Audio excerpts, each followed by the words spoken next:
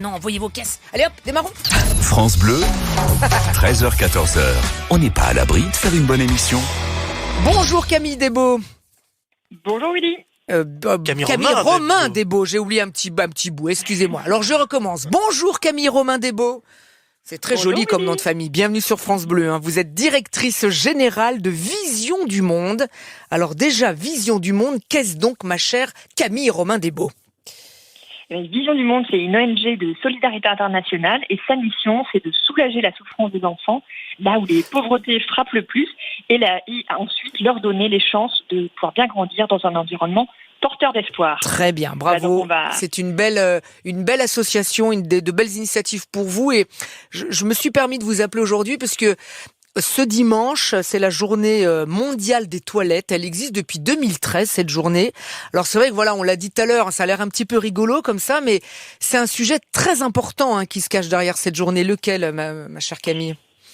Oui, parce qu'en fait, quand on parle de toilettes, effectivement, ça peut faire un peu ricaner, mais en fait, c'est un enjeu qui concerne des milliers d'enfants et de personnes à travers le monde, puisque en fait, quand il n'y a pas de toilette, comment font les gens ? Ils font des défèques à l'air libre. Ouais. Et cette pratique, en fait, elle a un enjeu sur la sécurité, en particulier des femmes. C'est-à-dire que quand il n'y a pas de toilette chez vous et qu'il faut aller un peu plus loin, vous prenez le risque en fait d'être surprise, d'être attaquée.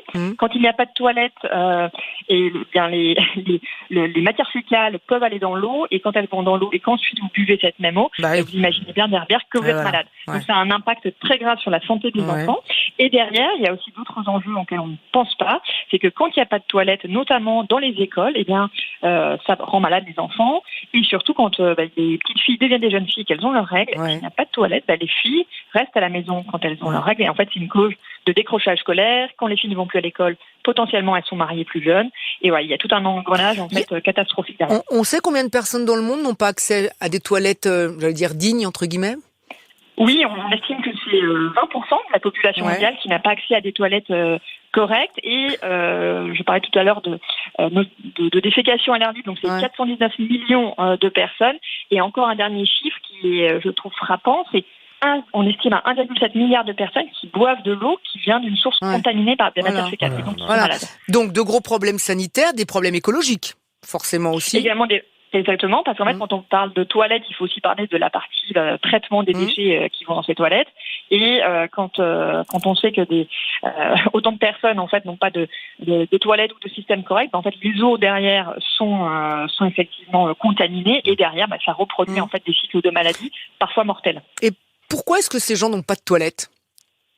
Alors il y a plusieurs explications. La première, c'est que dans certains endroits, tout simplement, les gens n'ont pas la connaissance ou conscience que le fait de faire comme on faisait avant, dehors, ça peut poser un problème. Le deuxième point, c'est qu'il y a donc une urbanisation galopante, et du coup les structures, même étatiques derrière, ne suivent pas. Troisième explication, les mouvements migratoires à l'intérieur de pays, donc les déplacements de population liés soit au conflit, soit à des dérèglements climatiques, vont faire que les populations se déplacent, et quand elles quittent tout et qu'elles arrivent à un nouvel endroit, il n'y a pas forcément les structures. Voilà. Et donc je l'ai cité là dans mon troisième point, mais le dérèglement climatique aussi va détruire. On prend au Bangladesh, par exemple, Vision du Monde a des projets qui sont dans le nord du pays. Il y a des crues régulières, et si les infrastructures de toilettes ne sont pas assez solides, en fait la crue des rivières va tout emporter. Donc il y a aussi cette question de l'effet dévastateur, en fait, soit de crues très violentes, voire de glissements de terrain. On l'a vu aussi dans des camps de réfugiés, quand vous avez des installations très précaires, tout est balayé. Voilà, exactement. Et alors du coup, nous, on peut faire quoi alors ? Parce que cette journée, elle est censée un petit peu nous sensibiliser. On peut faire quoi alors est-ce qu'on peut aider Vision du Monde ? Vous allez faire quoi ? Voilà, expliquez-nous un petit peu tout ça. Alors Vision du Monde, en fait, travaille dans une centaine de pays à travers le monde, avec des équipes qui sont locales, qui connaissent aussi la culture, qui connaissent très bien les zones dans lesquelles on a nos projets. Donc vous pouvez soit parrainer un enfant avec Vision du Monde, puisqu'avec nous, en fait, le parrainage d'enfants, ça permet d'améliorer en fait l'ensemble des conditions de vie des enfants, et donc l'accès à l'eau, l'accès aux toilettes font partie de nos priorités. Ou si vous le souhaitez, on a 2 très beaux projets en ce moment qui sont sur notre site internet. Vous pouvez nous aider à construire des toilettes pour les filles en particulier dans les écoles, au Sénégal et au Mali. Voilà, c'est-à-dire qu'il y a aussi donc dans certains pays, Sénégal, Mali, où vous pouvez donc vous construire des toilettes que pour les filles. Alors, pas que pour les filles, d'accord. mais disons que le bénéfice est double pour les filles, je disais tout à l'heure. Voilà, pour les jeunes filles, s'il n'y a pas de toilette, quand elles ont leurs règles, elles ne peuvent pas se changer. Dans des écoles, dans des écoles, voilà, c'est ça. Dans les écoles, Vision du Monde, on va mettre à la fois, on va porter une attention particulière pour les toilettes dans les écoles, dans les centres de santé, parce que vous imaginez aussi, par exemple, dans une maternité, s'il n'y a pas de toilette, c'est gênant. Donc également dans les foyers pour faire en sorte que chaque foyer puisse avoir une toilette ou au moins des toilettes partagées pour que chaque personne y accède facilement.